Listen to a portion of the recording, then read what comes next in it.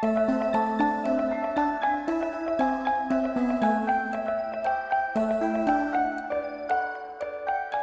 and welcome back to You Spin. My name's Tristan and I'm going to be the MC for tonight.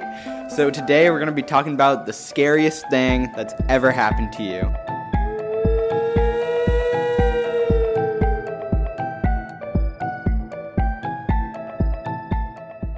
So for me, personally, it would actually be something that happened on a class trip in New Orleans, okay? It was me and Cody that were rooming together, okay? And, in the middle of the night, I'm talking 2 in the morning, Cody's phone was on his nightstand, okay? And it just falls off the nightstand, okay? Except there's, no way it could have fallen off the nightstand by, someone knocking it. That was, against the wall, and this was, a foot-big nightstand. So I got two stories for you all. So, first story. So, I take walks a lot, around my neighborhood.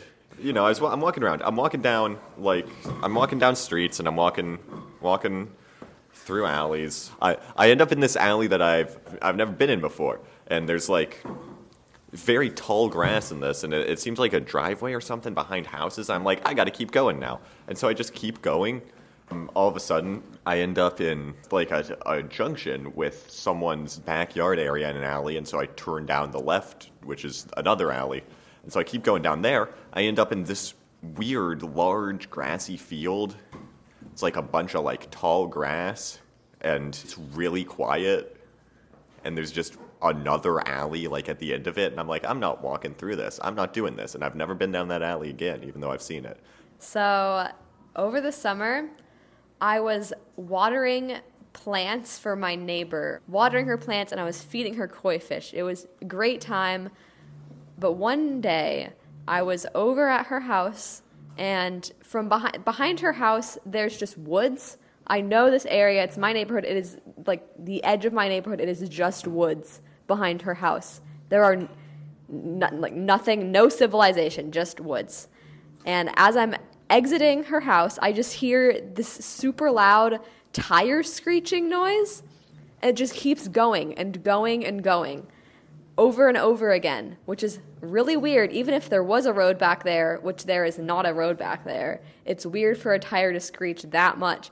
And I was like, that's so weird. So I decided to start recording it, and then as soon as I hit record, the screaming stopped, and it was super creepy, and I started feeling like I was being watched, and I just got a terrible vibe. So I left. I have no idea what it could be. I don't know of any animals in this area that make that noise specifically. One time I was down just by this little creek with my friends, and we were just sitting there, and there's this just little bridge above it, and there was this guy that just kept walking back and forth on the bridge with the flashlight on his phone, and he was shining it down kind of where we were, and he would walk past and then walk back again, just kept looking on both sides of the bridge down at the creek water. And we asked him, we were like, is anything wrong? Are you looking for something? And he just was like, no, and then just walked away. And it was midnight at this point, so it was really late, and he was just really weird. And then not even a minute after he finally left, it was probably just a couple 100 feet away from us, we just heard it sounded like there were 100 dogs just erupt into screaming and barking and yelling. So we just immediately got up and ran through the trail back into my car, because we could I didn't know at the time, I thought demon dogs had escaped. It was just coyotes, but I was terrified because I thought I don't know, someone had just dumped 1,000 dogs on the side of the road. It was really scary. The scariest thing for me, not really anything paranormal, but I was in New Orleans, not on a class trip, with my family, and we were in this hotel, and then we were about to go to dinner at this Thai food place, and then we counted all the heads, and my family is super huge, so there's 8 other cousins or something, and we were missing one of them, and so I don't know, it was just really terrifying because she can't talk yet, and it was a huge hotel, and we had no idea where she was, and so we looked for an hour through the whole hotel. And then we found out she was sitting by the pool for an hour on the top, on the roof. and she was just chilling by the pool for like an hour. But it was really, really scary. That's it. Oh, also, not me, but my mom, she said that when she was like 8, she used to see her dead grandmother like knitting by her bed when she was a kid. Like every night she'd wake up and like she'd just see like her grandma knitting. I think the scariest thing that ever happened to me was kind of a paranormal thing. So I babysit in my neighborhood a lot, and I was over at this one house that's like at the opposite side of the neighborhood from me, and the kid was asleep. It was like 9 o'clock, and I was just sitting on the couch watching the baby monitor and listening to a podcast, so I had something in my ears. So there's like a little half wall between where I was sitting and the door to the house, and the mom wasn't supposed to get back for like another hour, so I was like listening to my thing, and then I just heard the door open. And so I was like, oh, okay, she's home a little early, I guess. And they have a dog. So I was like a little bit scared. So I took the dog and went around, and no one was there. So I went back to the couch. The dog didn't seem to have heard anything. So I took my podcast out because I thought it might have just been that or something. And then the door opened again, like I heard the noise again without my thing in. And then someone goes, oh. And I was like, no. This is not okay with me. So I get up and I'm like standing by the door looking around. There's no one there. And the dog had its like ears perked up. So I think the dog had heard something too. And then like an hour later, the mom gets home like normal and nothing happened. And I asked her like, did you come home earlier to get something? And she said no. So I think someone was there. It scared me a lot. All right, so one time I was in Kansas visiting family. It's like this really small rural Kansas town just over the border. And there's like no light pollution there whatsoever, but there are like street lights going down this main road, right? But immediately outside of where the street light is shining, it's like pitch black and you can see nothing. So me and my mom are just walking down the road, and this dog just runs across the street right in front of us, like past this person's house, and we like jog up there and we look, and there's nothing there. And when I say big dog, I mean like massive. Like there's just this massive dog runs out of the shadows. So mine's like actually just someone trying to scare me. So it's like not like supernatural. But so at my summer camp, you're not allowed to sneak out, crazy. But there's this guy who's always on like patrol to make sure that you aren't sneaking out. And he's British. And he, like, walks on, like, the side of his feet so that, like, you cannot hear it. And he carries around this massive flashlight. And I was, like, on my porch, and I, like, opened my eyes. It's pitch black, and I open my eyes, and this light is shining in my eyes. And it's, like, I'm going to do a really bad British accent. He was like, hello, Mrs. Quisenberry. And I lost my mind. Like, it was the scariest thing that's ever happened. It's petrifying. So, yeah. So, for me, it was probably this time I was at my house on the 3rd floor watching TV at night. It was, like, just, like, me and my mom, and it was probably about 11 o'clock. And there's, like, a bunch of just random toys up there, like, that my younger siblings have. And so there's some kind of baby doll toy, but... Oh, no. It's one of those where you, like, push a button and it makes a noise, but it just randomly started, like, making a ton of noise.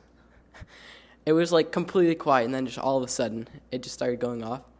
And it just, like, and we just didn't really know what to do, so we just didn't do anything. And then about, like, 15 minutes later, it happened again, and there was, like, nothing wrong with it, so I don't know. That was pretty scary. This is going to sound exactly like a story from Diary of a Wimpy Kid, because it kind of is. Basically, we have like this really scary witch decoration. It's like this little animatronic like witch thing. All it does is like move its like arms up and down around like a crystal ball. It says Happy Halloween and like other spooky things.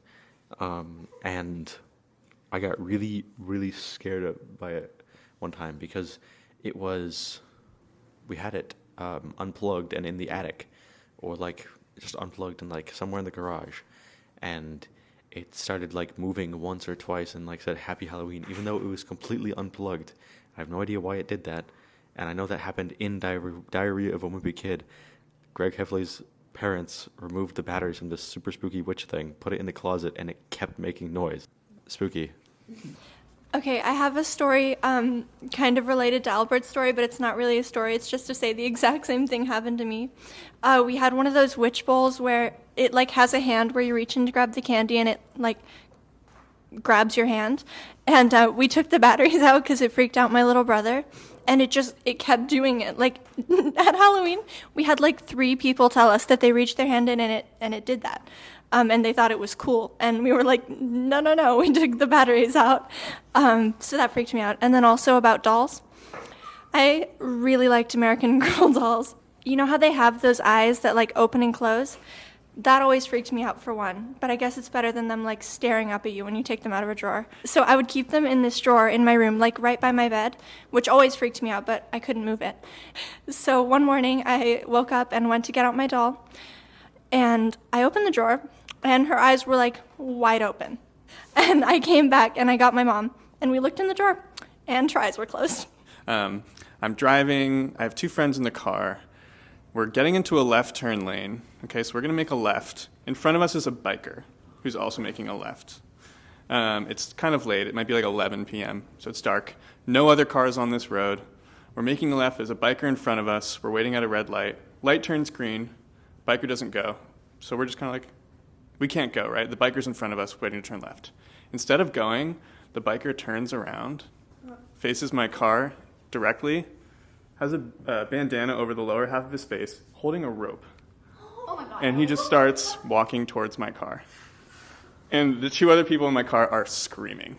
And all I did, like, I'm not going to wait to see what this guy wants to do. Like, at this point, I'm just like, no, not interested. So I, like, reverse my car. I reverse and, like, do, like, a full circle and turn around and just start driving away. Never quite find out what's going on there. About a month later, I'm in the neighborhood. This is daytime now. I'm getting some gelato.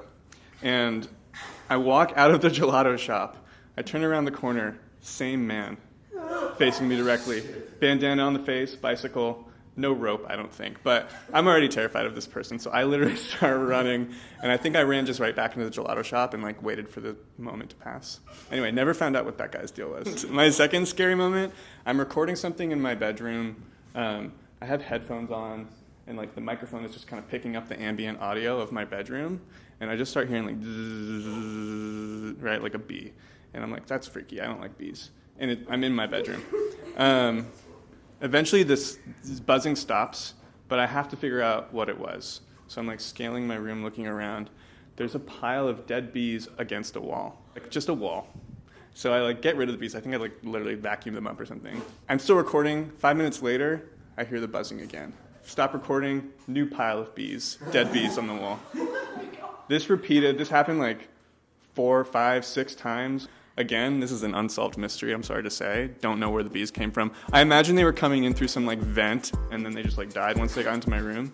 Really freaky to hear it over the headphones first.